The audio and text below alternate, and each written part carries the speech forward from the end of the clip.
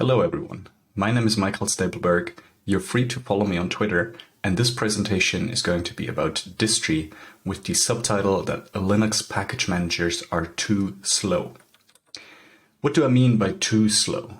Let's jump right into it and do a demonstration.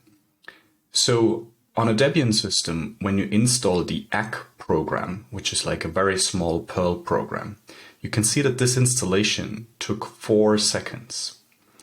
On distri, there is no reason why you should wait that long for such a small package. It's just a few kilobytes. So on distri, you can see that we can install in 0.5 seconds the same program. Now, of course, this effect is not only present when you're talking about small programs, but the larger the program gets and the more dependencies and moving parts it has, the more pronounced this effect gets. So let's take qemu, which many of you will have used, and install it on Debian. And you can see that, while I'm still talking about this, it's still going on. It takes 17 seconds to install qemu on Debian. Now, much like with qemu, there's not really a reason why this should take so long. And on distri, you can see that the qemu package is installed in just a little over 3.5 seconds. So how do the common distributions fare in terms of installation speed? Here is a table of measurements that I have just recently updated. You can see at the link at the bottom of the slide all of the details, and that I started doing these measurements in 2019. The table is sorted by wall clock time, and you can see that Fedora is the slowest of the bunch. But also Debian, NixOS, and Arch Linux are taking more time than they could be. So you can see that the data that needs to be downloaded from the internet is different when you're installing qemu. And this is mostly down to how finely or coarsely the distributions package qemu and how much metadata the package managers need before they can even get started to install your program. On the very right-hand side, I have added the data rates so that you can see that a data rate of 6 megabytes per second is really not that impressive for a modern computer. All right, so why are the package managers so slow then? Let's dive into how they work. The two most widely used package formats are deb files for Debian packages, which are essentially tar archives in a Unix archive. For RPM, the Red Hat package manager, the situation is much the same. It's also a CPIO archive, and it has a little bit of metadata around it. The task of all of these package managers is the same. You tell your package manager you want to install a package, and afterwards you expect to be able to run the program on your computer. Traditionally, this involves resolving the dependencies, downloading all of the packages, including dependencies, extracting all of these archives, and then configuring the package so that it works with the current system that you're working on. Because most of these steps modify an existing system, they need to carefully use the fsync system call to make all of the input-output as safe as possible. So then how can we go faster? Well, there are a couple of key ideas I want to present in this talk, and one of them is to use an append-only package store of immutable images. Now that's quite a mouthful, so let's unpack it. The first part of it is that we should use an image format instead of an archive format. Distri uses squashfs for its images, but it really doesn't matter as long as it's an image that you can mount instead of unpacking it. Secondly, we then mount each of these images under its own path, which is a concept that we call separate hierarchies. So I've put some examples on the slide. You can see the path starts in /arrow for read-only, because the packages are immutable. And then you have the full name of the package itself, the architecture, and the full version number. Underneath these paths, there are the full package contents like you're used to. So there's like a bin directory, possibly a lib directory, etc.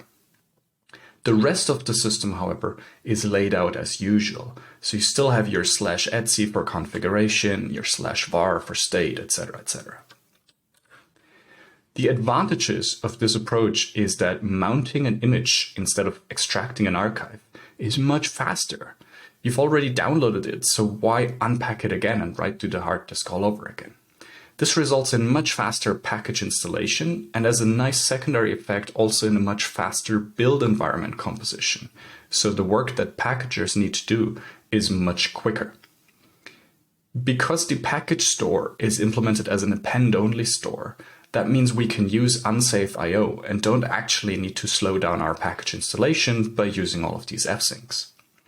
And because the package store is immutable, it's no longer possible to screw up your installation, be it by accident or by malice. All right, so in distri, all of the packages are hermetic. And what do I mean by that? A hermetic package means that when you run the program, it will use exactly the same version of the dependencies as when the program was built for the distribution. We accomplish this by using wrapper scripts that arrange for the environment to reflect what the environment was at build time. So these wrapper scripts set, for example, the LD library path variable, Python path, PEL5lib, whatever you need for the program to make it hermetic. Now, not everything is entirely hermetic. Sometimes programs need to exchange data, and that's done on distri via a concept that we call separate hierarchies, exchange directories. So the exchange directories are directories that have a well-known path, and I have a couple of examples on the slide. For example, the man page viewer can locate the documentation of the Nginx web server by looking into the well-known path user share man. Similarly, your compiler, maybe GCC, can build programs against libusb by first locating the header files in user include. The prudent approach to keep all of these working despite the separate hierarchies concept that we use is to just emulate the well-known paths. So on distri, the user include directory is actually a directory full of symbolic links, and the symlink then points into the fully qualified path name. What are the advantages of this approach? Well, we move conflicts from package installation time to program execution time. So when, for example, we have two separate major versions of Python 2.7 and Python 3, we only need to resolve what the Python command should mean when we're actually assembling /bin. Aside from the /bin directory, programs can be installed at the same time. So we can have Python 2.7 and Python 3 installed in the separate hierarchies. This is not only the case for major transitions, where almost every other Linux distribution will also offer you Python 2 and Python 3 at the same time, but in distri this concept is generalized, so all of the packages are always co-installable. This means you can, for example, install zshell in version 5.6.2 and 5.6.3, and then do a partial update or rollback very easily if you notice that this new version of the shell has broken one of your shell scripts. It also means that the package manager can be entirely version agnostic, which entirely eliminates a large source of slowness, meaning the dependency resolution and conflict resolution when you're doing large updates. So there's no need, in fact, at all in distri for global metadata like a package list or all of the metadata files that, for example, Fedora and Debian need to download before they can get started. It's sufficient to just download the package-specific metadata. Again, the package contents and exchange directories are both read-only. Rarely, however, programs do expect the system to be writable. For example, GNOME has a program called gsettings, which wants to create a cache in the exchange directory. So this is not going to work in distri because everything is immutable. And I'm saying that such designs should ideally be improved upstream. In fact, when we're talking about caches, the following three rules have kind of crystallized as requirements for good caches. First of all, good caches should not be required. There should be a fallback to the slow path. Secondly, good caches should be transparently created. And third, good caches should automatically be updated when needed. Obviously, if you run into the special case where updating the cache takes exactly the same amount of time as figuring out whether to update the cache, that doesn't really make sense. Then Another interesting aspect about distri is that there are no hooks and triggers in the entire system. A hook, sometimes also called maintainer script, post-installation script, there's a bunch of other words, is essentially a program that is run after package installation. A trigger, on the other hand, is a program that is being run after some other package is installed. For example, on Debian, the man database package has a trigger which runs whenever you install any other package that contains a man page, which in Debian is pretty much every package that contains a program. And then a trigger runs to update the full text search index for your man page database. I'm not sure how many of you have actually used that full text search index, but I bet that for many users, this is work at package installation time that ends up to be totally unnecessary. Using hooks and triggers also precludes concurrent package installation because all of these are typically not implemented in a concurrency safe way. Worse, they're arbitrary code under the control of the package maintainer, so it can be slow or even have bugs. Distri's claim is that we can build a functioning system without using any hooks or triggers. This works by two main approaches. The first approach is that packages declare what they need. For example, systemd sys users instead of calling the adduser program directly. The second approach is to move the work from package installation time to program execution time. So for example, if you think of the SSH server, you might remember that it needs a host key. On most of the distribution, the host key is created when you install the SSH program. But maybe you're just installing SSH and you don't even want to use it, or maybe just as a client. So on distri, we create the SSH host key in the SSH daemon wrapper script so that it's created just before you actually start the program, but not any sooner. There are very few exceptions to this approach, and those are bootloader and firmware files. These are an exception because you need to install them outside of the file system. So now you might be wondering, well, okay, these are nice ideas in theory, but does it actually work out in practice? And the answer is yes. In distri, we have built a fuse file system for providing the /ro mount point. Why a fuse file system? Well, it turned out to be easier to implement than managing separate Linux kernel mounts, overlays, unions, and all of the other building blocks that you would need to build it from scratch without your own file system. It turns out that it's also actually faster because Linux kernel mounts are slow as soon as you reach a number of them. The only change that you typically need to make to your packages is that you need to build the package with the -- prefix argument set to the fully qualified path within the /ro hierarchy. A small number of packages need to be patched in addition to changing the prefix argument.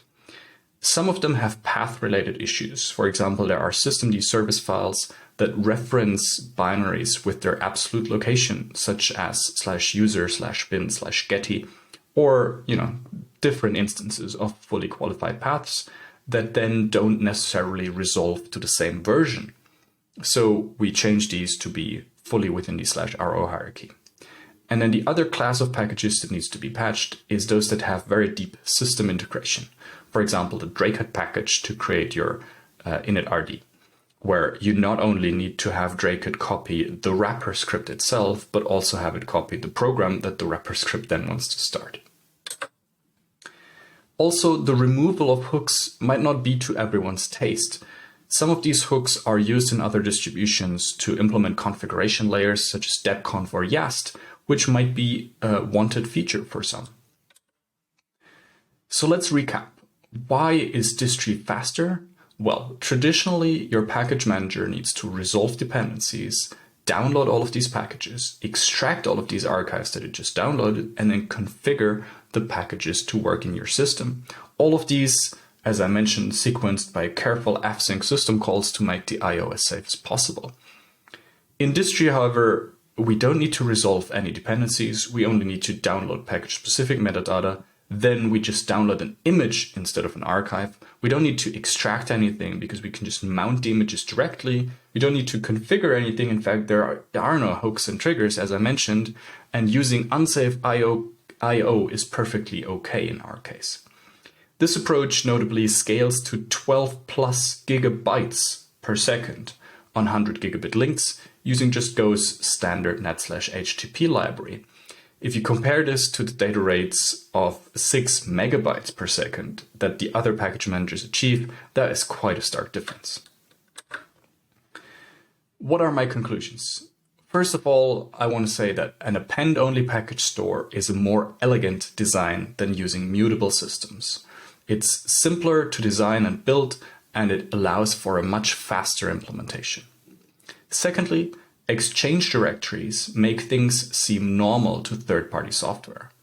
So you can easily compile unpackaged software on distri manually, and you can run closed source binaries no problem. And third, all of these ideas are actually already practical, because live CDs with their read-only environments and cross-compilation have paved the way to build a system this way. The project goals of distri are not trying to build a community or user base. It's not another distribution that you should check out. Instead, it's a research Linux distribution that you can check out if you want to see how it actually behaves in practice. There are regular proof of concept releases so that you know that these ideas actually work, and then ideally you can take these ideas and influence your own designs and take them back to the other distributions. So thank you very much for your attention. If you want to learn more, feel free to check out the website at distri.org. Second I is spelled as a 1. Feel free to give me some feedback for this presentation, and I want to say thank you for your attention. We're going to have a Q&A session right after.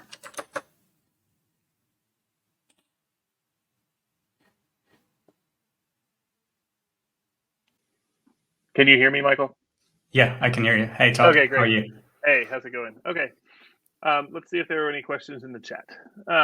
So I guess I'll give you one that you've already answered in the chat first. How many of these patches for installing into specific paths are similar to what Nix Homebrew, Stack, and other package managers would need to patch?